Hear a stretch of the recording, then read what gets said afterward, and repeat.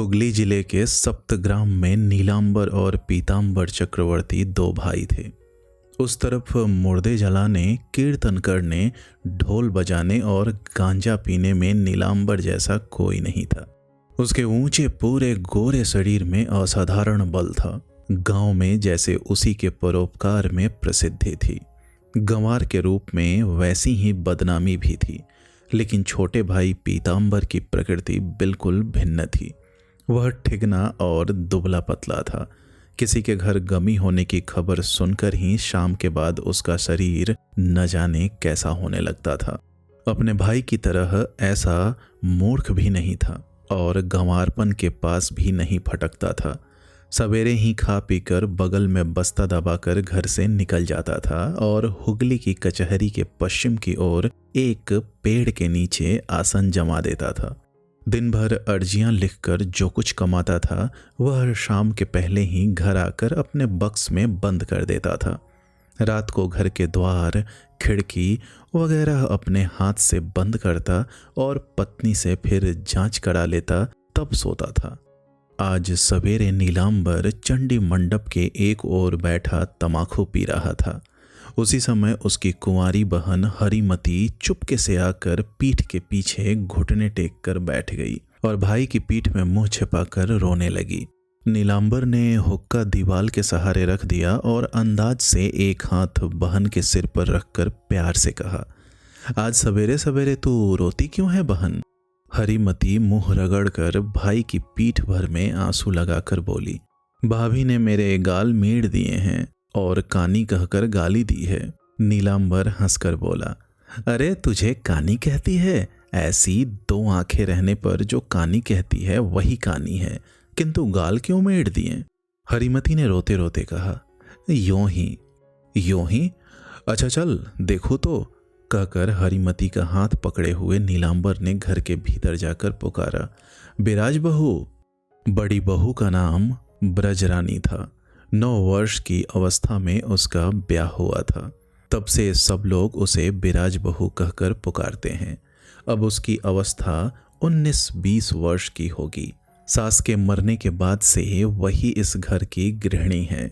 ब्रजरानी असाधारण सुंदरी है। 4-5 साल पहले उसके एक पुत्र हुआ था जो सौर में ही मर गया। तब से वह निसंतान है। वह रसोई घर में काम कर रही थी। पति के पुकारने पर चौके से बाहर आकर भाई बहन को एक साथ देखकर जल उठी। बोली, कल मोही उल्टे नालिश करने गई थी। नीलांबर ने कहा, क्यों न जाए? तुमने उसे कानी कह दिया जो सरासर झूठ है, लेकिन तुमने गाल क्यों मेड़ दिए? बिराज ने कहा, इतनी बड़ी हो गई है, सोकर उठी, न मुंह धोया न धोती बदली, गौशाला में घुसकर बछड़ा खोल दिया और मुंह बाए खड़ी देखती रही। आज एक बूंद दूध नहीं मिला, इसे पीटना चाहिए। नीलांबर ने कहा, नहीं जी, नौकरानी को ग्वाले के यहाँ से दूध लाने के लिए भेज देना चाहिए। अच्छा बहन, तूने एकाएक बछड़ा क्यों खोल दिया? यह काम तो तेरा नहीं है। हरिमती भाई के पीछे खड़ी धीरे से बोली, मैंने समझा कि दूध दूहा जा चुका है। अब और किसी दिन ऐसा समझा तो ठीक कर दूंगी, कहकर बिराज चौके में जाने को हुई कि नीलांबर ने हंसकर कहा, इस उम्र में तुमने भी एक दिन माँ का पालतू तोता उड़ा दिया था। पिंजरे की खिड़की यह समझकर खोल दी थी कि पिंजरे के भीतर से तोता उड़ नहीं सकता, याद है? वह घूमकर खड़ी हो गई, हंसकर बोली, याद है, मगर तब मैं इतनी बड़ी नहीं थी, इससे छोटी थी। यूं कहकर काम करने चली गई। हरिमती ने कहा, चलो ना भैया, बाग में चलकर देखें आम पकने लगे हैं या नहीं। नीलांबर ने कहा, अच्छा चल बहन। इसी बीच में नौकर ने भीतर आकर कहा, नारायण बाबा बैठे हैं। नीलांबर ने कुछ अप्रतिभ होकर धीमे स्वर में कहा, इस बीच ही आकर बैठ गए। बिराज ने चौके के भीतर से सुन लिया। उसने तेजी से निकलकर चिल्लाकर कहा, बाबा से जाने के लिए कह दो। फिर स्वामी की ओर लक्ष्य करके कहा, अगर तुम सवेरे ही यह सब पीना शुरू कर दोगे तो मैं सिर पटक कर जान दे दूंगी। आजकल यह सब क्या हो रहा है? नीलांबर कुछ नहीं बोला, चुपचाप बहन का हाथ पकड़कर खिड़की के द्वार से बगिया में चला गया। इस बाग में एक तरफ से सरस्वती नदी की एक पतली धारा मुर्मुष गंगा यात्री की क्षीण सांस की तरह बाहर जा रही थी। उसमें सेवार भरा हुआ था। बीच बीच में गांव के लोगों ने पानी के लिए कुइयां खोद रखी थी। उसी के आसपास सेवार से युक्त उथले तले में खुली हुई सीपें स्वच्छ पानी के भीतर से असंख्य मक्खियों की तरह धूप में चमक रही थी। किनारे पर एक काला पत्थर पास ही के समाधि स्तूप की दीवार से किसी अतीत दिन की वर्षा के तेज बहाव के कारण खिसक कर यहाँ आ पड़ा था। इस घर की बहुएं रोज शाम को उसी पत्थर के एक सिरे पर उस मृत आत्मा के लिए दीपक जलाकर रख जाती थी। उसी पत्थर के एक किनारे बहन का हाथ पकड़े हुए नीलांबर आकर बैठ गया। नदी के दोनों किनारों पर बड़े बड़े आम के बाग और बांस के झाड़ थे।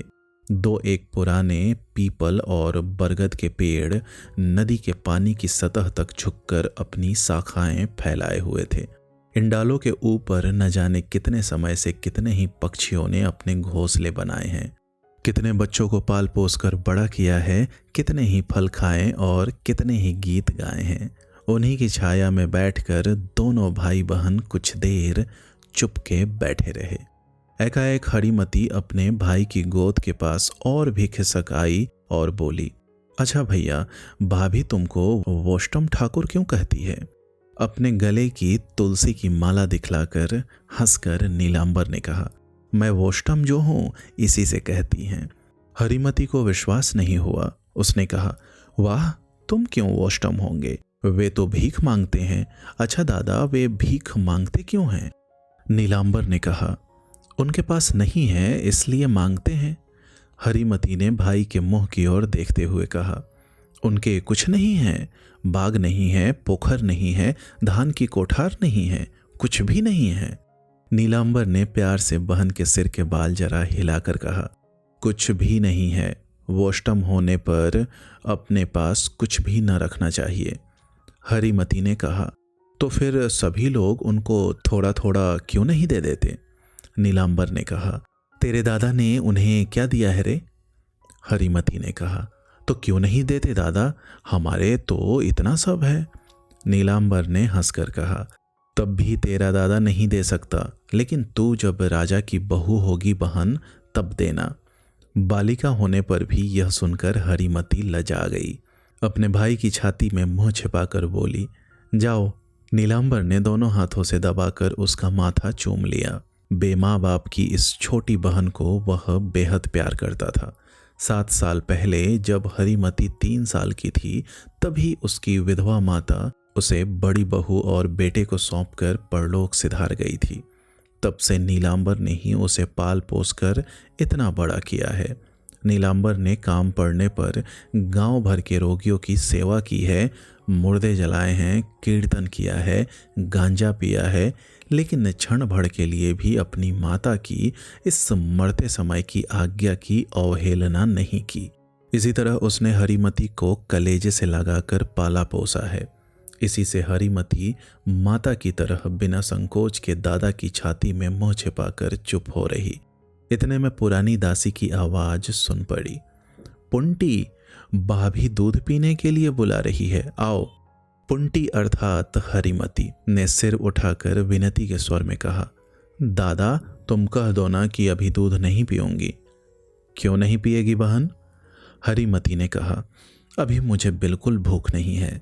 नीलांबर ने हंसकर कहा, मैं तो यह मान लूंगा, लेकिन जो गाल मीड़ देती है वह तो ना मानेगी। नौकरानी ने वहीं से फिर पुकारा, पुंटी, पुंटी। नीलांबर ने चटपट बहन को खड़ा करके कहा, जा कपड़े बदल कर दूध पिया बहन, मैं यहीं बैठा हूं। हरिमती मुंह लटकाकर धीरे धीरे चली गई। उस दिन दोपहर को बिराज ने थाली परोसकर पति के सामने रख दी और थोड़ी दूर बैठकर कहा, अच्छा तुम ही बताओ, मैं भात के साथ क्या चीज रोज रोज तुम्हारी थाली में परोसूं? यह न खाऊंगा, वह न खाऊंगा, वह भी न खाऊंगा, अंत में मछली भी छोड़ दी। नीलांबर ने कहा, यह इतनी तरकारी तो है। बिराज ने कहा, इतनी कितनी है, हेर फेर कर कभी यह कभी वह, खाली इस साग पात के साथ क्या मर्द खा सकते हैं? यह कोई शहर तो है नहीं कि सब चीजें मिल जाया करे। यह तो देहात है, यहाँ तो बस वही पोखर की मछली मिलती है, उसे भी खाना तुम छोड़ बैठे हो। अरे पुंटी कहाँ गई? आकर पंखे से हवा कर ना, सो होगा नहीं। देखो आज अगर थाली में कुछ भी पड़ा रहेगा तो मैं तुम्हारे पैरों पर सिर पटक कर जान दे दूंगी। नीलांबर कुछ बोला नहीं, हंसता हुआ चुपचाप खाता रहा। बिराज ने झल्ला कर कहा, हंसते क्यों हो? मेरी देह में आग लग जाती है। दिन दिन तुम्हारी खुराक घटती जाती है, यह भी खबर है। हंसली की हड्डी दिखाई देने लगी है, इधर जरा देखो।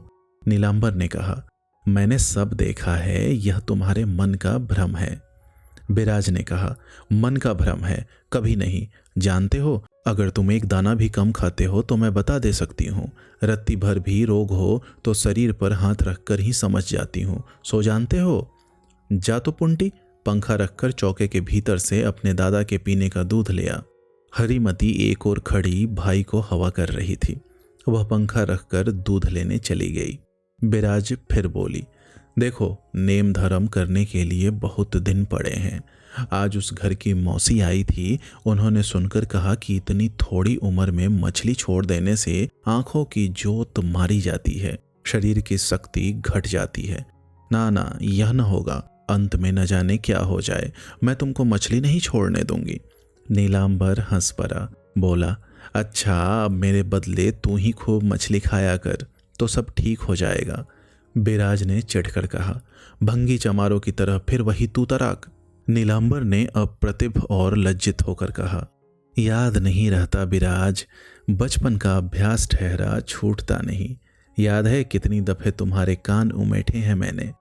बिराज होठों में दबी हुई हंसी के साथ बोली, याद नहीं है? मुझे छोटी पाकर तुमने क्या कुछ कम अत्याचार किया है? बाबूजी से छिपाकर माँ की आंख बचाकर तुम मुझसे कितनी चीलमें भरवाते थे। तुम क्या कुछ कम दुष्ट हो? नीलांबर ठहाका मारकर हंस पड़ा। उसने कहा, आज भी वे सब बातें याद है, मगर मैं तभी से तुमको प्यार करने लगा था। बिराज हंसी दबाकर बोली, जानती हूँ, अब चुप करो, पुंटी आ रही है। हरीमती ने आकर दूध का कटोरा भाई की थाली के पास रख दिया और फिर पंखा लेकर हवा करने लगी। बिराज ने उठकर हाथ धोए और फिर पति के पास आकर बैठ गई। बोली, ला पुंटी, पंखा मुझे दे दे, तू जाकर खेल। पुंटी चली गई। बिराज पंखा झलते झलते बोली, सच कहती हूँ, इतनी छोटी अवस्था में ब्याह होना ठीक नहीं। नीलांबर ने पूछा, क्यों ठीक क्यों नहीं? मैं तो कहता हूँ कि लड़कियों की बहुत कम उम्र में ब्याह हो जाना अच्छी बात है। बिराज सिर हिलाकर बोली, नहीं, मेरी बात और है, क्योंकि मैं तुम्हारे हाथ पड़ी थी। इसके सिवा मेरे कोई शरारती दुष्ट ननद या जिठानी भी नहीं थी। मैं 10 साल की उम्र में ही गृहिणी बन गई थी। लेकिन मैं और लोगों के घर भी तो देखती हूँ, छोटी उम्र में ही जो बकझक और मारपीट शुरू हो जाती है वह बड़ी होने तक भी बंद नहीं होती। इसी से तो मैं अपनी पुंटी के विवाह का अभी नाम भी नहीं लेती। नहीं तो अभी परसों ही पुंटी के ब्याह के लिए राजेश्वरी तला के घोषाल बाबू के घर से घटकी आई थी। लड़की जेवर से लाद दी जाएगी और नगद 1000 रुपए। तो भी मैं कहती हूँ कि नहीं, अभी 1-2 साल और रहने दो। नीलांबर ने आश्चर्य से सिर उठाकर कहा, तुम क्या रुपए लेकर लड़की बेचोगी? बिराज ने कहा, रुपए क्यों न लूंगी? अगर मेरे एक लड़का होता तो हमें रुपए देकर घर में बहू लानी पड़ती या नहीं? तुम लोग क्या मुझे 300 रुपए देकर मोल नहीं लाए थे? देवर के ब्याह में क्या 500 रुपए नहीं देने पड़े? नाना, तुम इन सब बातों में दखल ना दो। हम लोगों की जो रीति है मैं वही करूंगी। नीलांबर ने और भी विस्मित होकर कहा, यह तुम्हें किसने बताया कि हम लोगों की रीति लड़की बेचना है? यह ठीक है कि हम लोग लड़की वालों को रुपए देते हैं, लेकिन अपनी लड़की के ब्याह में एक पैसा भी नहीं लेते। मैं पुंटी को दान करूंगा। स्वामी के चेहरे और आंखों का भाव देखकर बिराज हंस पड़ी। बोली, अच्छा अच्छा, यही करना। अब खा लो, कोई बहाना करके उठ न जाना। नीलांबर भी हंस दिया। बोला, क्या मैं बहाना करके उठ जाता हूँ? बिराज ने कहा, नहीं, एक दिन भी नहीं। यह दोष तो तुम्हारे शत्रु भी नहीं दे सकेंगे। इसके लिए मुझे कितने दिन उपवास करके काटने पड़े हैं सो छोटी बहू जानती है। अरे यह क्या, बस खा चुके? बिराज ने पंखा फेंक दिया और दूध का कटोरा जोर से पकड़कर बोली, तुम्हें मेरे सिर की कसम, उठो नहीं। पुंटी, जल्दी जा, छोटी बहू से 2 संदेश तो ले आ। नहीं नहीं, गर्दन हिलाने से कुछ ना होगा, तुम्हारा पेट अभी नहीं भरा। मैयारी, कहती हूँ उठ जाओगे तो मैं भोजन न करूँगी। कल रात को मैंने 1 बजे तक जागकर संदेश बनाए हैं। हरिमती दौड़ती हुई गई और एक तस्तरी में बहुत से संदेश लाकर नीलांबर के सामने रख दिए। नीलांबर हंस पड़ा, बोला, अच्छा तुम ही बताओ, इतने संदेश क्या मैं इस समय खा सकता हूँ? बिराज ने मिठाई की मात्रा देखकर सिर झुकाकर कहा, बातचीत करते करते अन्यमनस्क होकर खाओगे तो खा सकोगे। नीलांबर ने कहा, फिर भी खाना ही पड़ेगा। बिराज ने कहा, हाँ, या तो मछली खाना न छोड़ने पाओगे, नहीं तो यह चीज कुछ अधिक मात्रा में खानी पड़ेगी। तस्तरी पास खींचकर नीलांबर ने कहा, तुम्हारे इस खिलाने के जुल्म के मारे तो जी चाहता है कि किसी वन में जाकर बस जाऊं। पुंटी बोल उठी, मुझको भी भैया। बिराज ने धमका कर कहा, चुप रह कलमुही, खाएंगे नहीं तो जिएंगे कैसे? ससुराल में जाकर पता पड़ेगा इस शिकायत का। लगभग 1.5 महीने बाद की बात है। 5 दिन भोग चुकने के बाद आज सवेरे से नीलांबर को बुखार न था। बिराज ने बासी कपड़े बदलवा कर, अपने हाथ से धुले कपड़े पहनाकर फर्श पर बिछौना डालकर उसे लिटा दिया था। वह खिड़की के बाहर एक नारियल के पेड़ को चुपचाप पड़ा देख रहा था। हरिमती उसके पास बैठी धीरे धीरे पंखा झल रही थी। थोड़ी देर में ही बिराज नहा धोकर भीगे बाल पीठ पर बिखराए रेशमी धोती पहने उस कोठरी में दाखिल हुई। सारी कोठरी जैसे प्रकाशित हो उठी। नीलांबर ने उसकी ओर देखकर कहा, यह क्या? बिराज ने कहा, पंचानंद बाबा की पूजा मानी थी, जाऊं पूजा का सामान भेज दूं? यूं कहकर सिरहा ने घुटनों के बल बैठकर हाथ से स्वामी के माथे की गर्मी अनुभव करके कहा, ना बुखार नहीं है। नहीं जानती इस साल शीतला मैया के मन में क्या है। घर घर क्या हाल हो रहा है। आज सवेरे ही सुना है कि यहाँ के मोती मोड़ल के लड़के की साड़ी देह में माता की कृपा हुई है। देह भर में तिल रखने को जगह नहीं। नीलांबर ने व्यस्त होकर पूछा, मोती के किस लड़के को शीतला निकली हैं? बिराज ने कहा, बड़े लड़के को। माँ शीतला, गांव को शीतल करो माता। आहा, उसका यही लड़का तो कमाता धमाता है। पिछले शनिचर को रात को पिछले पहर अचानक नींद उचट जाने से तुम्हारे शरीर पर हाथ पड़ जाने से देखा शरीर कैसा जल रहा था।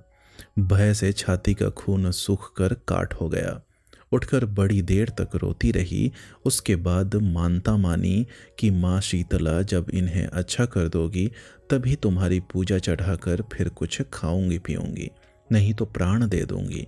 कहते कहते बिराज की दोनों आंखें आंसुओं से भींग गई और 2 बूंद आंसू गिर पड़े। नीलांबर ने विस्मित होकर कहा, तुम क्या उपवास किए हुए हो? पुंटी ने कहा, हाँ दादा, भाभी कुछ नहीं खाती, सिर्फ शाम को 1 मुट्ठी कच्चे चावल और लोटा भर पानी पिया था, किसी की बात नहीं सुनती। नीलांबर ने बहुत ही असंतुष्ट होकर कहा, क्या यह तुम्हारा पागलपन नहीं है? बिराज ने धोती के छोर से अपने आंसू पोंछते हुए कहा, पागलपन नहीं है, असल पागलपन है। अगर तुम नारी होकर जन्मते तो जानते कि पति क्या चीज है, तब समझ पाते कि ऐसे दिनों में उसे बुखार आने पर छाती के भीतर क्या होने लगता है।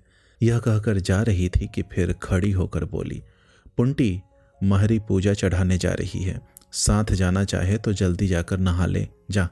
पुंटी खुशी से उठ बैठी, बोली, जाऊंगी भाभी। तो फिर देर न कर, जा अपने दादा के लिए देवता से अच्छी तरह वरदान मांगना। पुंटी तेजी से चल दी। नीलांबर ने हंसकर कहा, वह भी मांग सकेगी, बल्कि तुमसे भी ज्यादा अच्छी तरह। बिराज ने हंसकर गर्दन हिलाकर कहा, यह न समझो, चाहे भाई हो चाहे माँ बाप, औरतों के लिए पति से बढ़कर और कोई नहीं। भाई या माँ बाप के न रहने पर जरूर ही बहुत दुख और कष्ट होता है, लेकिन पति के न रहने से तो स्त्री का सर्वस्व ही लुट जाता है। यह जो आज 5 दिन से बिना खाए पिए हूँ, लेकिन चिंता और दुर्भावना के मारे एक बार भी ख्याल नहीं हुआ कि उपासी हूँ। लेकिन बुलाओ तो अपनी किसी बहन को, देखो कैसे। नीलांबर जल्दी से बाधा देकर बोला। फिर विराज बोली, तो फिर कहते क्यों हो? पागलपन किया है या क्या किया है सो मैं जानती हूँ या देवता जानते हैं जिन्होंने मेरी बात रखी है। अगर तुम्हें कुछ हो जाता तो मैं एक दिन भी न जीती। मांग का सिंदूर पोंछने से पहले ही यह माथा फोड़ डालती। शुभ यात्रा के समय लोग मुंह न देखेंगे, शुभ कार्य में बुलाकर पूछेंगे नहीं। इन दोनों खाली हाथों को लोगों के सामने निकाल नहीं सकूंगी। लज्जा से सिर से आंचल न हटा सकूंगी। छी छी, वह जीना भी कोई जीना है? उस जमाने में जो जलाकर मार डालते थे सो ही ठीक था। तब मर्द लोग स्त्रियों के दुख कष्ट को जानते समझते थे, आजकल नहीं समझते। नीलांबर ने कहा। नहीं नहीं समझते, तुम जाकर समझा दो।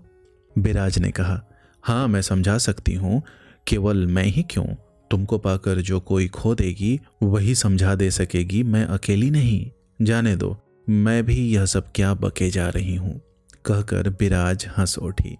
इसके बाद झुककर फिर एक बार पति की छाती का और माथे का उताप हाथ से अनुभव करके बोली, देह में कहीं दर्द तो नहीं है? नीलांबर ने गर्दन हिलाकर कहा, नहीं। विराज ने कहा, फिर कोई डर की बात नहीं। आज मुझे भूख लग रही है, जाऊं अब कुछ रांधने की तैयारी करूं। तुमसे सच कहती हूँ, आज अगर कोई मेरा एक हाथ भी काट डाले तो शायद मुझे क्रोध नहीं आएगा। इसी समय यदु नौकर ने बाहर से पुकार कर कहा, माँ जी, क्या वैद्य जी को बुलाकर लाना होगा? नीलांबर ने कहा, नहीं नहीं, अब कोई जरूरत नहीं है। तो भी नौकर गृहिणी की अनुमति के लिए खड़ा रहा। विराज ने यह देखकर कहा, नहीं, जा बुला ला, एक बार और अच्छी तरह देख जाएं। 3-4 दिन के बाद आरोग्य लाभ करके नीलांबर बाहर के चंडी मंडप में बैठा हुआ था। इतने में मोती मोड़ल आकर रोने लगा। दादा ठाकुर, एक बार चलकर तुम न देखोगे तो मेरा छिमंत अब नहीं बचेगा। एक बार अपने पैरों की रज दो देवता, तो शायद अब की वह उठ खड़ा हो। और कुछ वह नहीं कह सका, व्याकुल होकर रोने लगा। नीलांबर ने पूछा, देह में क्या बहुत दाने निकले हैं? मोती आंसू पोंछता हुआ कहने लगा, सो क्या बताऊं, मैया जैसे एकदम भड़ी पड़ी हैं। नीची जाति में जन्म लिया है बाबा, क्या करना पड़ता है, कुछ भी तो नहीं जानता। जरा चले चलिए, कहकर उसने दोनों पैर पकड़ लिए। नीलांबर ने आहिस्ते से पैर छुड़ाकर कोमल स्वर में कहा, कुछ डर नहीं है मोती, तू जा, मैं पीछे आऊंगा। उसके रोने धोने के आगे नीलांबर अपनी अस्वस्थता की बात न कह सका। सभी तरह के रोगियों की सेवा करके इस विषय में वह इतना अधिक दक्ष हो गया था कि आसपास के गांवों में किसी को भी कोई कठिन रोग होने पर उसे एक बार दिखाए बिना, उसके मुंह से सांत्वना और आश्वास की वाणी सुने बिना रोगी के आत्मीय स्वजनों को किसी तरह धीरज न धरता था। नीलांबर खुद भी यह जानता था।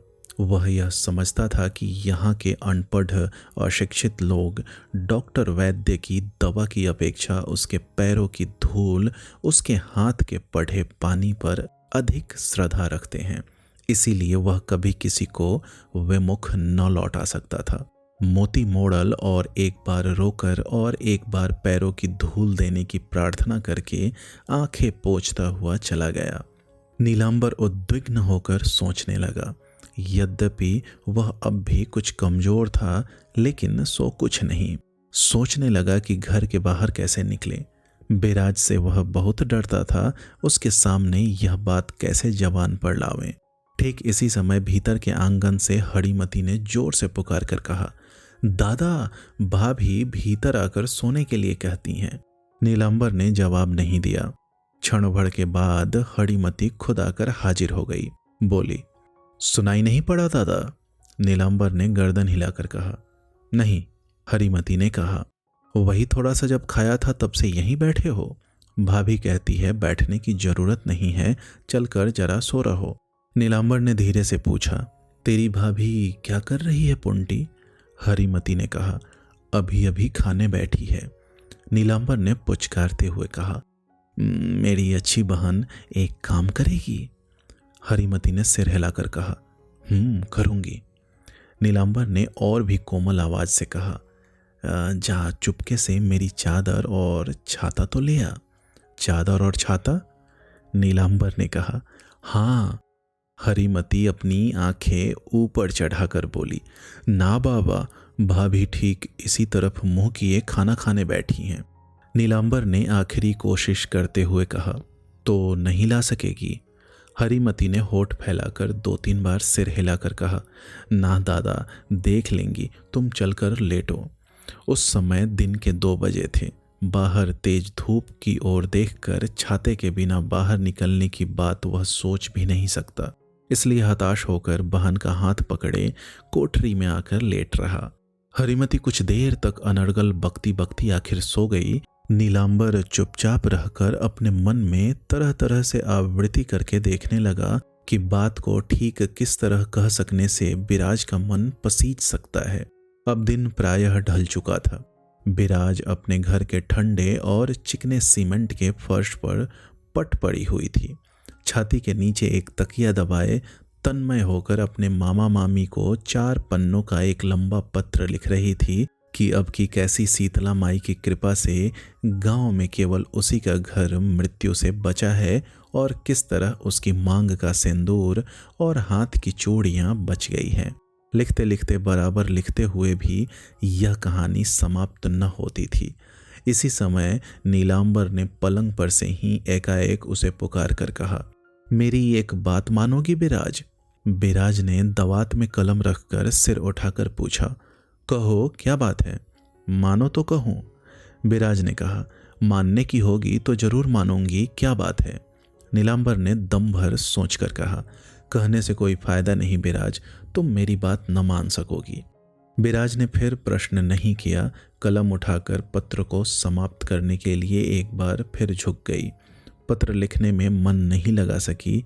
जानने का कौतूहल भीतर ही भीतर प्रबल हो उठा। वह उठकर बैठ गई। अच्छा कहो, मैं बात मानूंगी। नीलांबर मुस्कुरा दिया, फिर कुछ हिचकते हुए बोला। आज दोपहर को मोती आया और रोते रोते मेरे पैर पकड़कर बैठ गया। उसे विश्वास है कि उसके घर में मेरे पैरों की धूल पड़े बिना उसका छीमंत नहीं बचेगा। मुझे एक बार जाना होगा। बिराज मुंह ताकती हुई सुन्न सी बैठी रही। थोड़ी देर में बोली। इस रोगी शरीर को लेकर जाओगे? क्या करूं बिराज, जबान दे चुका हूं, एक बार मुझे जाना ही पड़ेगा। जबान क्यों दी? नीलांबर चुप बैठा रहा। बिराज ने रूखेपन से कहा। तुम क्या समझते हो कि तुम्हारा जीवन केवल तुम्हारा ही है? उसमें और किसी को कुछ बोलने का हक नहीं है। तुम्हारा जो जी चाहे वही कर सकते हो। नीलांबर ने बात को हल्की बनाने की गरज से हंसने की चेष्टा की, लेकिन पत्नी का रुख और मुख देखकर वह हंस न सका। किसी तरह कह डाला, मगर उसका रोना देखकर। बिराज बीच में ही बोल उठी। ठीक तो है, उसका रोना तुमने देखा, लेकिन मेरा रोना देखने वाला भी कोई इस दुनिया में है? यूं कहकर उसने उस समय सफ़े की चिट्ठी को टुकड़े टुकड़े करके फेंकते हुए कहा। ओह, ये मर्द भी कैसे होते हैं। 4 दिन और 4 रातें खाना पीना सोना छोड़कर बिता दी। उसका ही यह बदला हाथों हाथ दे रहे हैं। घर घर बुखार और शीतला है, फिर भी इस रोगी निर्बल देह को लेकर रोगी को देखने छूने जाते हैं। अच्छा जाओ, मेरे भी भगवान हैं। यो कहकर फिर एक बार छाती के नीचे तकिया दबाकर वह पट पड़ी रही। नीलांबर के होठों पर बहुत हल्की दबी सी मुस्कुराहट आ गई। उसने धीरे से कहा, तुम औरतों को क्या वैसा भरोसा है जो बात बात में भगवान की दुहाई देती हो? बिराज तेजी से उठ बैठी और क्रोध के लहजे में बोली। नहीं, भगवान पर केवल तुम्हें ही भरोसा है, हम लोगों को नहीं। हम कीर्तन नहीं करती, तुलसी की माला नहीं पहनती, मुर्दे फूंकने नहीं जाती। इसी से हम लोगों को नहीं, अकेला तुम लोगों को है। बिराज का क्रोध देखकर नीलांबर को हंसी आ गई। उसने कहा, क्रोध न करो बिराज, सचमुच ही ऐसा है। केवल एक तुम ही नहीं, सभी ऐसी हैं। भगवान पर भरोसा रखने के लिए जितना जोर चाहिए उतना जोर औरतों की देह में नहीं होता। इसमें तुम्हारा क्या दोष है? बिराज और भी झल्लाकर बोली। नहीं, यह दोष क्यों, औरतों का गुण है, लेकिन अगर शरीर के बल की भी इतनी जरूरत है तो शेर के रीछ के शरीर में तो और भी अधिक है। खैर, वह बल हो या ना हो, तुम चाहे जितनी बहस करो, मैं तुमको यह रोगी शरीर लेकर निकलने नहीं दूंगी। नीलांबर चुप होकर लेट गया, फिर कुछ नहीं बोला। बिराज भी कुछ देर तक चुप पड़ी रही, फिर शाम हो गई, चलूं कहकर उठ गई। लगभग घंटे भर बाद संझा बाती करने कोठरी में आई तो देखा पति पलंग पर नहीं है। जल्दी से निकलकर पुंटी को पुकारा, पूछा, पुंटी तेरे दादा कहाँ गए? जाकर बाहर तो देखा। पुंटी दौड़ती हुई गई, 4-5 मिनट में हाँफती हुई लौटी, बोली, कहीं नहीं है, नदिया के किनारे भी नहीं। बिराज गर्दन हिलाकर बोली, इसके बाद रसोई घर के दरवाजे पर आकर गुमसुम होकर बैठ गई। 3 साल बाद की बात है। हरिमती को ससुराल गए 2 महीने हो गए। छोटा भाई पीताम्बर रहता एक ही घर में है, पर उसका चूल्हा चौका अलग हो गया है। शाम का छुटपुटा है। बाहर चंडी मंडप के बरामदे में एक टूटी चारपाई के ऊपर नीलांबर चुपचाप बैठा है। बिराज चुपचाप पास आकर खड़ी हो गई। नीलांबर ने उधर देखकर कहा, ए तुम एकाएक यहाँ? बिराज ने एक किनारे बैठकर कहा, एक बात पूछने आई हूं। क्या? पूछो। बिराज ने कहा, क्या खाने से मरण हो जाता है, बता सकते हो? नीलांबर कुछ न बोला। बिराज ने फिर कहा, या तो बता दो, नहीं तो स्पष्ट कहो कि दिन दिन तुम इस तरह सूखते क्यों जा रहे हो।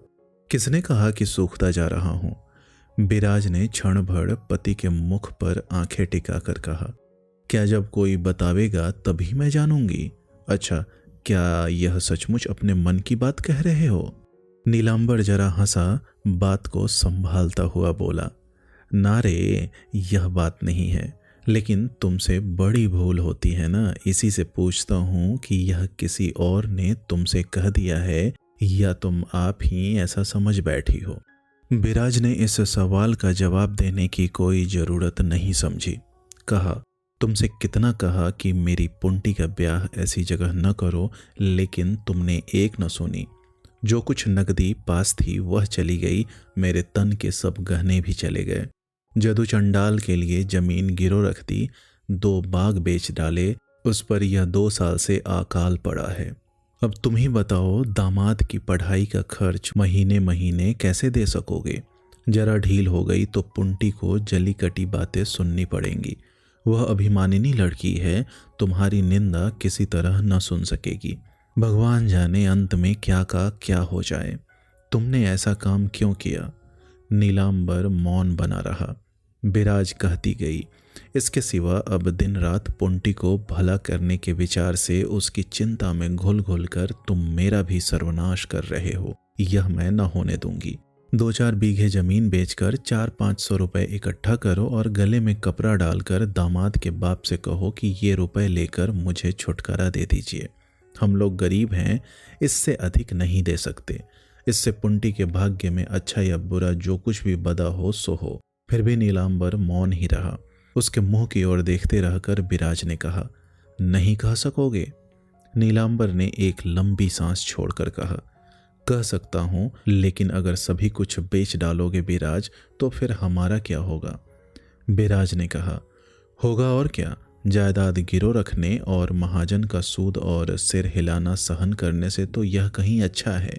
मेरे कोई लड़का बाला तो है ही नहीं जिसके लिए चिंता करें।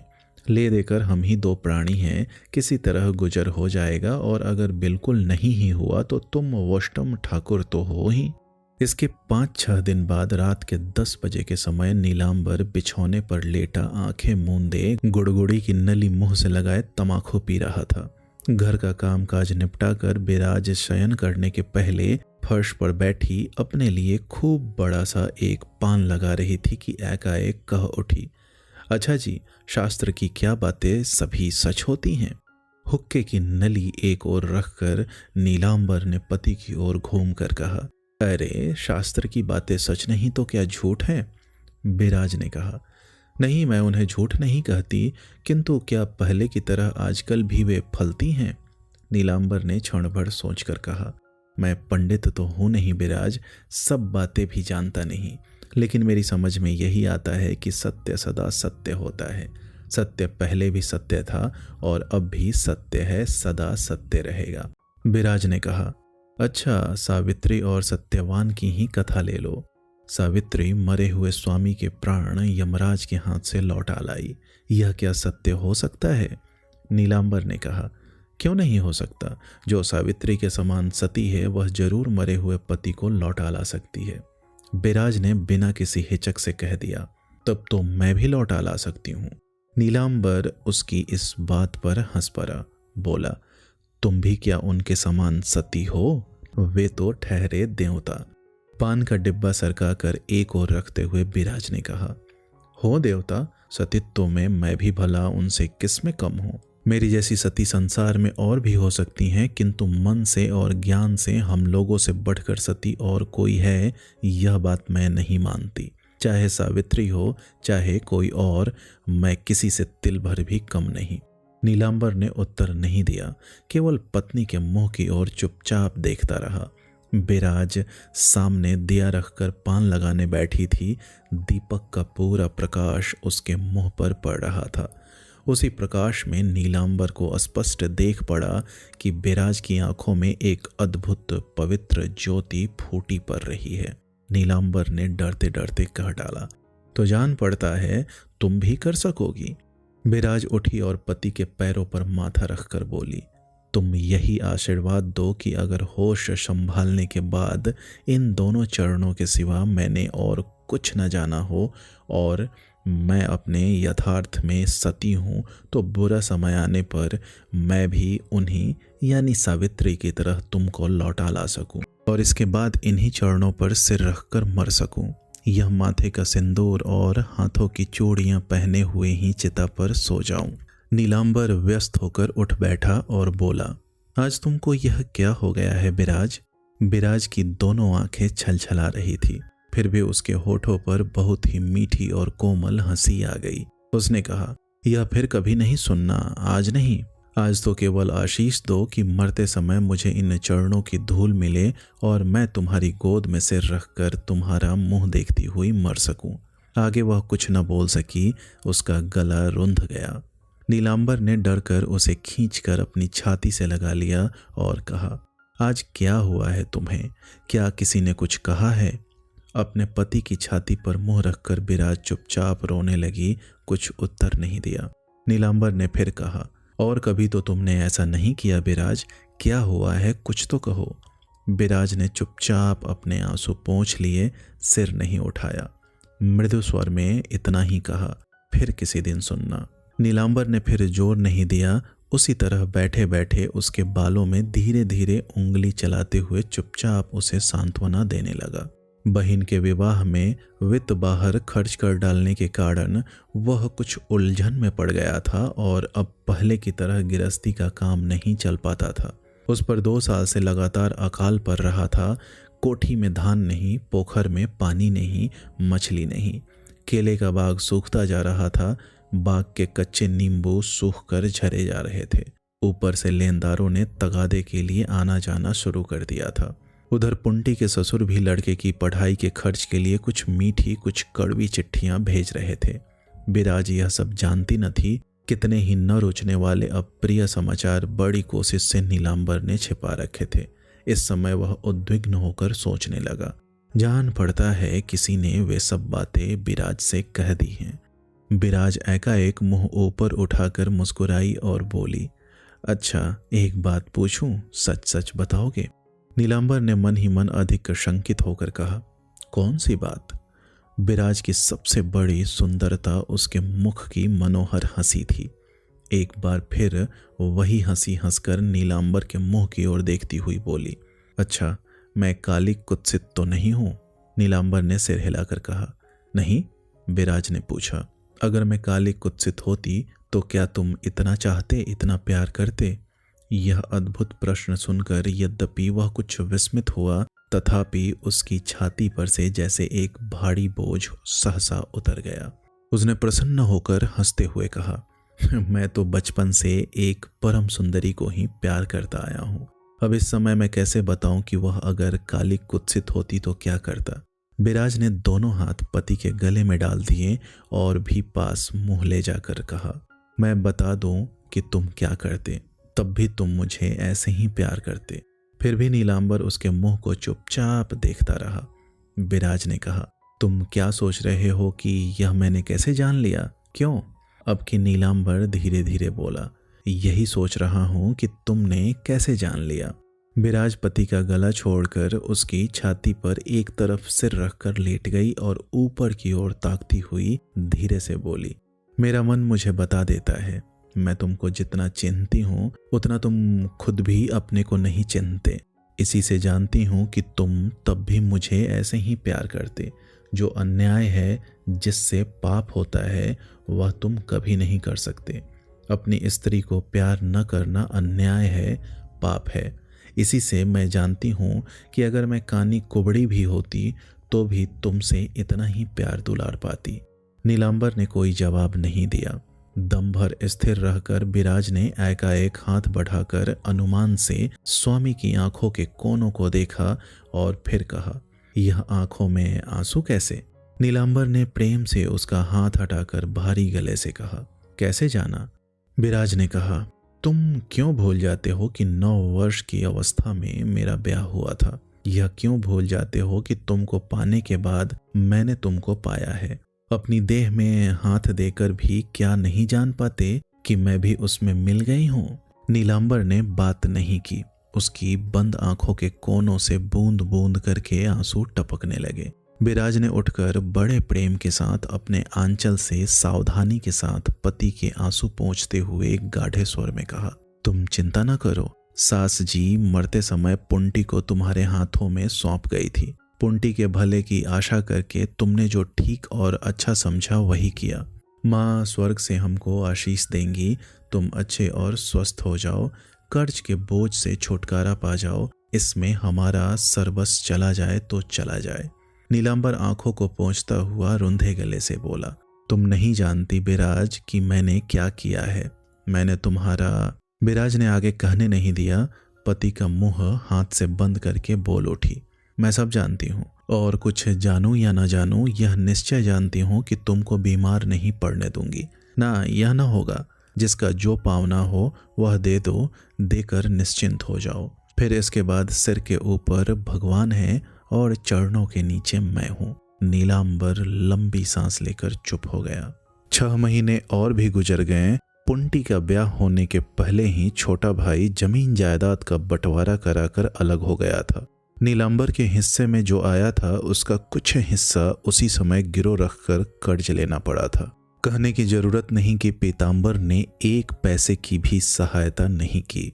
बाकी जो कुछ जमीन और पूंजी बची उसे नीलांबर एक के बाद एक गिरव रखकर बहनोई की पढ़ाई का खर्च जुटाने लगा और गिरस्ती चलाने लगा। इस प्रकार वह दिन दिन अपने को ऋण के नागपाश में जकड़ता गया। लेकिन ममता के मारे वह अपनी बाप दादों की जायदाद को किसी तरह एकदम नहीं बेच सका। आज तीसरे पहर उस मोहल्ले के भोलानाथ मुखर्जी बाकी ब्याज के लिए कुछ कड़ी बातें कह गए। आड़ में खड़ी बिराज ने वह सब सुना। नीलांबर जैसे ही भीतर आया वह चौके से निकलकर चुपचाप उसके सामने आकर खड़ी हो गई। उसके चेहरे को देखते ही नीलांबर घबरा उठा। अपमान और क्षोभ से बिराज के हृदय में आग सी जल रही थी, लेकिन इस भाव को दबाकर पलंग की ओर उंगली से इशारा करके प्रशांत गंभीर स्वर में उसने कहा, यहाँ बैठो। नीलांबर पलंग पर बैठ गया। बिराज भी उसके पैरों के पास नीचे बैठ गई। बोली, देखो, आज या तो कर्ज चुका कर मुझे ओरिन करो, नहीं तो मैं आज तुम्हारे पैर छूकर कसम खा लूंगी। नीलांबर समझ गया कि बिराज ने सब बातें सुन ली है। इसी से बहुत डरते हुए फौरन झुककर उसके मुंह पर अपना हाथ रखकर बंद कर दिया और खींचकर उसे अपने पास बिठाते हुए स्निग्ध कंठ से कहा, छी बिराज, साधारण बातों में ही इस तरह आपे से बाहर न हो जाया करो। अपने मुंह पर से पति का हाथ हटाकर बिराज ने कहा, अगर इससे भी आदमी आपे से बाहर नहीं होता तो फिर काहे से होता है, बताओ। नीलांबर को एकाएक इसका कुछ जवाब नहीं सूझा। वह चुप बैठा रहा। बिराज ने कहा। चुप क्यों रह गए, जवाब दो। नीलांबर ने धीरे से कहा। जवाब देने को कुछ भी नहीं है बिराज, लेकिन बिराज बीच में ही उसे रोककर बोल उठी। ना, लेकिन वे किन से काम नहीं चलेगा। यह भरोसा कभी न रखना कि मेरे ही घर में खड़े होकर लोग तुम्हारा अपमान कर जाएंगे और मैं अपने कानों से सुनकर सह लूंगी। या तो आज इसका कोई उपाय करो, नहीं तो मैं अपनी जान दे दूंगी। नीलांबर ने डरते डरते कहा। एक ही दिन में इसका क्या उपाय करूंगा बिराज। बिराज ने कहा। भला 2 दिन बाद ही क्या उपाय करोगे, जरा मुझे समझाओ। नीलांबर चुप हो रहा। बिराज ने कहा।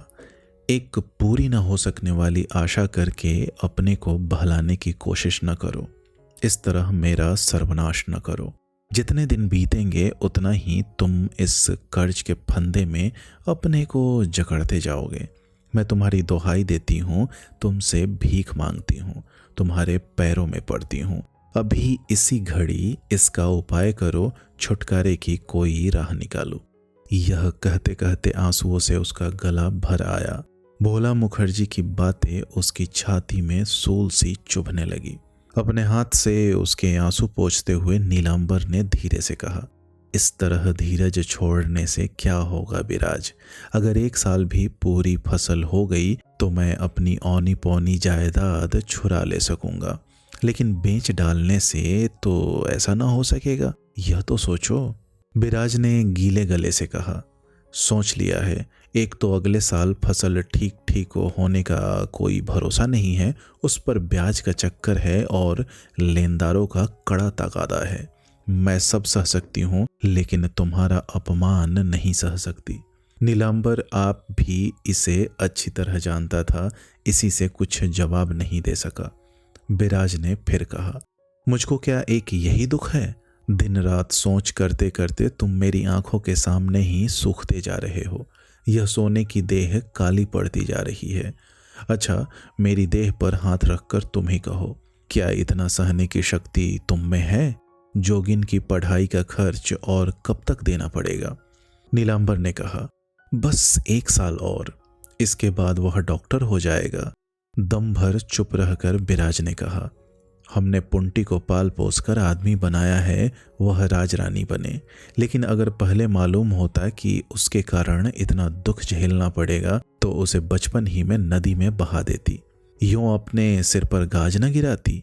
हे भगवान, वे लोग बड़े आदमी हैं, उन्हें कोई कष्ट नहीं है, कोई कमी नहीं है, तब भी जोंक की तरह हमारे कलेजे का खून चूसते उन्हें तनिक भी दया नहीं आती, तरस नहीं आता। इतना कहकर एक लंबी गहरी सांस छोड़कर वह सुन्न सी हो रही। बोली। चारों ओर अभाव है, चारों ओर अकाल की काली छाया है। अभी से कितने ही दुखी दीन गरीबों के फाके होने लगे हैं, कितने ही लोग एक जून खाने लगे हैं। ऐसे बुरे समय में हम लोग पराए लड़के को क्यों पढ़ा लिखा कर आदमी बनावेंगे। पुंटी के ससुर के कोई कमी नहीं है, वह बड़े आदमी हैं। वह अगर अपने लड़के को नहीं पढ़ा सकेंगे तो हम क्या पढ़ावेंगे। जो हुआ सो हुआ, अब तुम इसके लिए कर्ज न ले सकोगे। बड़े कष्ट से होठों पर सूखी हंसी लाकर नीलांबर ने कहा। सब समझता हूँ बिराज, मगर मैंने शालग्राम जी के सामने कसम खाकर जो प्रतिज्ञा की है उसका क्या होगा। बिराज तुरंत कह उठी। कुछ भी ना होगा। शालग्राम अगर सच्चे देवता हैं तो वह हमारा कष्ट जरूर समझेंगे। फिर मैं भी तो तुम्हारा आधा अंग हूँ। ऐसा करने से अगर कुछ पाप दोष होगा तो उसे अपने सिर आंखों पर लेकर जन्म जन्मांतर तक नरक भोग लूंगी। तुम्हें कोई डर नहीं है। अब तुम कर्ज न लो। धर्मात्मा स्वामी के हृदय में जो घोर दुख था वह बिराज से तनिक भी छिपा न था, लेकिन अब वह अधिक न सह सकती थी। वास्तव में पति ही उसका सर्वस्व था। उसी पति के दिन रात की चिंता से सूखे हुए उदास मुख की ओर देखकर उसका हृदय विदीर्ण होता था। वह अभी तक किसी तरह रुलाई रोक कर बात कर रही थी, लेकिन अब न कर सकी। तेजी से पति की छाती में मुंह छिपाकर फूट फूट कर रोने लगी। दाहिना हाथ बिराज के सिर पर रखकर नीलांबर चुपचाप पत्थर की मूर्ति सा निश्चल होकर बैठा रहा। देर तक रोने के बाद बिराज के दुस्सह दुख की तीव्रता घटने लगी। तब वह वैसे ही पति की छाती में मुंह छिपाए रोते रोते बोली, बचपन से लेकर जब तक कि मुझे याद है कभी तुम्हारा मुंह उतरा या सूखा नहीं दिखाई पड़ा, कभी तुमको मुंह फुलाए नहीं देखा, पर अब तुम्हारे मुंह की तरफ देखते ही मेरे कलेजे में रावण की चिता जलने लगती है। तुम अपना ख्याल न करो तो जरा मेरी ही तरफ एक बार निगाह कर देखो। अंत में क्या तुम सचमुच मुझको राह के भिखारिन बना दोगे? और यह क्या तुम सहन कर सकोगे? फिर भी नीलांबर कुछ जवाब न दे सका। अनमने की तरह धीरे धीरे पत्नी के सिर पर हाथ फेरने लगा, उसके केशों में उंगलियां चलाने लगा। इसी समय द्वार के बाहर से ही उसकी पुरानी दासी सुंदरी ने पुकार कर कहा, बहुरानी, चूल्हा जला दूं क्या? बिराज हड़बड़ा कर उठ बैठी, आंचल से मुंह और आंखें पोंछकर कोठरी के बाहर निकल गई। सुंदरी ने फिर पूछा, चूल्हा जला दूं? बिराज ने अस्पष्ट स्वर में कहा, जला दे, तुम लोगों के लिए खाना बनाना पड़ेगा, मैं तो अब कुछ न खाऊंगी। दासी ने और जोर की आवाज में नीलांबर को सुनाकर कहा, वाह बहू, तो क्या तुमने रात का भोजन बिल्कुल बंद कर दिया? न खाकर आधी तो रह गई हो। बिराज हाथ पकड़कर उसे खींचती हुई चौके की तरफ ले गई। चूल्हे की रोशनी बिराज के मुख पर पड़ रही थी। थोड़ी दूर पर बैठी दासी आंखें फोड़े उसकी ओर निहार रही थी। एकाएक कह उठी, सच कहती हूँ बहुरानी, तुम्हारे जैसा रूप मैंने किसी मनुष्य में कभी नहीं देखा। ऐसा रूप तो बड़े बड़े राजों महाराजों के यहाँ भी नहीं है। उसकी ओर मुंह करके कुछ बिगड़ कर बिराज ने कहा, तू क्या राजों महाराजों की भी खबर रखती है? सुंदरी की अवस्था लगभग 35-36 वर्ष की थी। किसी जमाने में वह भी सुंदरी कही जाती थी और उसकी वह शोहरत आज भी एकदम मिट नहीं गई है। वह कहती, उसे कुछ भी याद नहीं कि कब उसका ब्याह हुआ और कब विधवा हो गई, लेकिन सुहागिन के सौभाग्य से वह बिल्कुल ही वंचित नहीं हुई। उसके गांव कृष्णपुर में उसकी यह सुकीर्ति फैली हुई है। उसने हंसकर कहा, राजो रजवाड़ों की कुछ न कुछ खबर तो रखती ही हूँ बहुरानी, नहीं तो उस दिन झाड़ू से पूजा न कर देती। अब की बिराज सचमुच ही क्रोधित हो उठी, बोली, तू जब तब यही बातें क्यों किया करती है सुंदरी? उसने जो जी चाहा कहा, इसके लिए तू क्यों झाड़ू मारती और मुझको ही तू क्यों बेकार सुनाती है? वह क्रोधी आदमी है, सुन पावेंगे तो क्या कहेंगे, बोल। सुंदरी कुछ झेंप कर बोली, बाबूजी सुन ही क्यों पावेंगे बहुरानी, यह भी कोई बात में बात है। बिराज ने कहा, बात में बात नहीं है, यह क्या मुझे तू समझावेगी? इसके सिवा जो हो हवा कर समाप्त हो गया उसकी बात उठाने की जरूरत ही क्या है?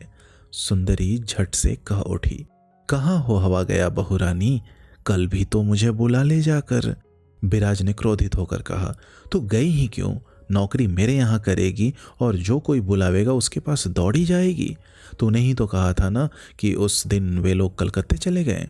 सुंदरी ने कहा, सच ही तो कहा था बहुरानी, 2 महीने हुए वे चले गए थे, लेकिन अब देखती हूँ सब आ गए हैं। और मेरे जाने की बात जो कहती हो बहुरानी, सो सिपाही बुलाने आता है, तब नहीं कैसे कर दूं? इस गांव के वह जमींदार हैं और हम लोग दुखी प्रजा, किस बल पर उनका हुक्म न मानूं? बिराज क्षण भर सुंदरी की ओर ताकती रही, फिर बोली, वे क्या इस गांव के जमींदार हैं? सुंदरी ने हंसकर कहा, हाँ बहुरानी, यह महाल उन्होंने ही खरीदा है और वहीं तंबू लगाकर ठहरे हैं। सच कहती हूँ बहुरानी, सचमुच राजकुमार हैं। आह, कैसा सुंदर नाक नक्शा है, आंखें, चेहरा। बिराज एकाएक रोक कर बोली, ठहर ठहर, चुप रह, यह सब तो मैंने तुझसे नहीं पूछा, यह बता कि तुझसे क्या कहा। अब की सुंदरी मन में खींच उठी, लेकिन इस भाव को छिपाकर क्षोभ के स्वर में बोली, बात और क्या होगी बहू, वही तुम्हारी ही बात। कहकर बिराज चुप हो रही। यहाँ पर बात जरा समझा देनी होगी। 2 साल पहले यह महाल कलकत्ते के एक जमींदार के हाथ आया। जमींदार का छोटा बेटा राजेंद्र कुमार बड़ा बदचलन और उदंड है। उसके बाप उसे जमींदारी के कामकाज में शिक्षित और संयत करने के लिए खासकर कलकत्ते के बाहर रखने की मंशा से पास ही के किसी इलाके में भेजना चाहते थे, पर साल वह यहाँ आया, लेकिन कचहरी का मकान न होने से सप्तग्राम के उस पार ग्रांड ट्रंक रोड के किनारे एक आम के बाग में तंबू गाड़ कर रहता था। लेकिन जिस दिन वह यहाँ आया उस दिन से किसी कामकाज के पास भी नहीं फटका। उसे पक्षियों का शिकार करना रोचता था। विस्की की बोतल पीठ पर बांधे, बंदूक कंधे पर रखे, 4-5 शिकारी कुत्ते साथ लेकर वह सारे दिन नदी के किनारे किनारे जंगल में चिड़ियों का शिकार करता फिरता था। 6 महीने हुए। एक दिन संध्या के समय गोधूली बेला की सुनहरी आभा में अनुरंजित भीगी धोती पहने बिराज के ऊपर उसकी नजर पड़ गई। बिराज के घर के पास का यह घाट चारों ओर से बड़े बड़े और घने वृक्षों से ढका होने के कारण किसी तरफ से दिखाई नहीं देता था। बेखटके नहा धोकर पानी से भरा घड़ा उठाकर बिराज ने जैसे ही आंखें ऊपर को उठाई कि इस अजनबी आदमी से उसकी आंखें चार हो गई। राजेंद्र पक्षियों की खोज करते इस तरफ आया था। पास के ही समाधि स्तूप पर खड़े होकर उसने बिराज को देखा। उसे जैसे एकाएक यह विश्वास नहीं हुआ कि मनुष्य के भी इतना रूप होता है। वह इस ओर से आंखें न फेर सका। चित्रलिखित सा टकटकी लगाकर इस अतुल असीम रूप राशि को मगन होकर निहारने लगा। बिराज किसी तरह भीगी धोती से लज्जा निवारण करके तेजी के साथ चल दी। राजेंद्र सकते में आकर कुछ देर और भी खड़ा रहा, फिर धीरे धीरे लौट गया। वह यही सोचते सोचते गया कि यह कैसे संभव हुआ इस जंगल के बीच, इस छोटे से गांव में जहां कोई भला आदमी नहीं रहता, इतना अद्भुत रूप कैसे और कहां से आ गया। इस अदृष्टपूर्ण व सौंदर्यमयी का परिचय भी उसी रात को उसने पता लगाकर प्राप्त कर लिया और उसी घड़ी से उसके दिमाग में एक यही चिंता बस गई, दूसरा कोई ख्याल ही न रहा। इसके बाद और भी 2 दफे बिराज से उसका सामना हुआ। उस दिन बिराज ने घर पहुंचकर सुंदरी को बुलाकर कहा, घाट पर तो जा सुंदरी, वहां पीर साहब के मजार पर कोई आदमी खड़ा है, उसे मना कर दे कि फिर कभी हमारी बगिया में पैर न रखे। सुंदरी मना करने गई, लेकिन पास पहुंचते ही हतबुद्धि हो गई। बोली, बाबूजी आप? राजेंद्र ने सुंदरी के मुंह की ओर देखकर पूछा, तुम मुझे पहचानती नहीं? सुंदरी ने कहा, बाबूजी आपको भला कौन नहीं पहचानता? जानती हो मैं कहाँ रहता हूँ? सुंदरी ने कहा, जानती हूँ। राजेंद्र बोला, क्या आज एक बार वहां आ सकती हो? सुंदरी ने सलज्ज हंसी से सिर झुकाकर धीरे से पूछ लिया, किस लिए बाबूजी? कुछ काम है, जरा आना। यूं कहकर बंदूक कंधे पर रखकर वह चला गया। इसके बाद कितनी ही दफे सुंदरी छिपकर सन्नाटे में उस पार की जमींदार कचहरी में गई है, कितनी ही बातें की है, मगर वहां से लौट आकर एक आध इशारे के सिवा वह कोई भी बात बिराज के सामने उठाने की हिम्मत नहीं कर सकी। सुंदरी कुछ बेवकूफ न थी। वह बिराज को पहचानती थी और अच्छी तरह जानती थी कि यह बहू बाहर से चाहे जितनी मधुर और कोमल दिखाई देती हो, लेकिन इसकी भीतर की प्रकृति बड़ी उग्र और पत्थर के समान है। बिराज की देह में एक चीज और थी, वह था उसका कठिन अपरिमेय साहस। चाहे आदमी हो, चाहे सांप बिच्छू और चाहे भूत प्रेत, भय किसे कहते हैं वह जानती ही न थी। एक कारण यह भी था जिससे सुंदरी उसके सामने मुंह न खोल सकी थी। चूल्हे के भीतर लकड़ी सरकाकर सुंदरी की ओर मुंह करके बिराज ने कहा, अच्छा सुंदरी, तू तो कितनी ही बार वहां गई आई है, कितनी ही बातें भी की है, लेकिन मुझे तो तूने एक भी बात नहीं बताई। सुंदरी पहले तो हतबुद्धि हो गई, लेकिन फौरन ही संभल कर बोली, तुमसे किसने कहा बहुरानी कि मैं बहुत सी बातें कराई हूं? बिराज ने कहा, किसी ने नहीं, मैं आप ही जानती हूँ। मेरे सिर में पीछे की ओर और भी 2 आंखें हैं, 2 कान है ना? बता, कल इनाम में तू कितने रुपए लाई है? 10 रुपए। सुंदरी के मुंह से बोल नहीं निकला। उसके चेहरे पर एक पीली छाया सी छा गई। चूल्हे की धुंधली रोशनी में भी बिराज ने उसे देख लिया और यह भी समझ गई कि सुंदरी को कोई जवाब नहीं सूझ रहा है। बिराज ने कुछ मुस्कुरा कर कहा, सुंदरी, तेरा इतना बड़ा कलेजा नहीं हो सकता कि तुम मेरे सामने मुंह खोलकर कुछ कह सके। तो क्यों बेकार आ जाकर रुपए लेकर अंत में बड़े आदमी के क्रोध की शिकार बनना चाहती है? जा, कल से इस घर में पैर न रखना। तेरे हाथ का पानी पैरों पर डालने में भी मुझे घिन मालूम होती है। इतने दिन तेरी सब बातें नहीं जानती थी, पर 2 दिन पहले वह भी सुन ली है। जा, तेरे आंचल में जो 10 रुपए का नोट बंधा है वह जाकर फेरा। तू गरीब है, वहीं काम धंधा करके पेट पाल ले। अपनी जवानी में जो कर चुकी है वह तो फिर नहीं सकता, लेकिन अब 4 आदमियों का सर्वनाश न कर। सुंदरी कुछ कहना चाहती थी, परंतु उसकी जीभ मुंह में ही लड़खड़ा कर रह गई। यह भी बिराज ने देख लिया। देखकर कहा, झूठ बोलने से अब क्या होगा? ये सब बातें मैं किसी से नहीं कहूंगी। पहले मैं नहीं समझी थी कि तेरे आंचल में बंधा यह नोट कहाँ से आया, पर अब सब समझ गई हूँ। जा, आज से तुझे जवाब दे दिया, कल से मेरे घर में न घुसना। यह क्या? सुंदरी घोर विस्मय से अवाक होकर बैठी रही। इस घर से उसका दाना पानी उठ गया, यह उसकी समझ में एक असंभव बात थी और उसके मन में किसी तरह नहीं बैठती थी। वह बहुत दिनों की दासी है। उसने बिराज का ब्याह देखा है, पुंटी को पाल पोस कर बड़ा किया है, घर मालकिन के साथ तीर्थ यात्रा कर आई है। वह भी इस परिवार की एक व्यक्ति है। आज उसी को बिराज ने घर में न घुसने को कह दिया। क्षोभ और अभिमान से उसका गला भर आया। क्षण भर में कितनी ही तरह के जवाब, कितनी ही बातें उसकी जबान पर दौड़ आई, लेकिन मुंह से एक शब्द भी न निकाल सकी। विह्वल सी होकर ताकती रह गई। बिराज ने मन ही मन सब समझ लिया, लेकिन वह चुप ही रही। मुंह फिरा कर देखा, पतीली का पानी जलकर कम हो गया है। पास ही एक पीतल की कलसी में पानी था। लोटा लेकर उसके पास गई, लेकिन न जाने क्या सोचकर क्षण भर में स्थिर होकर लोटा रख दिया और कहा, ना, तेरे हाथ का पानी छूने से भी उनका अनिष्ट अमंगल होगा। तूने इसी हाथ से रुपए लिए हैं। सुंदरी इस तिरस्कार का भी जवाब न दे सकी।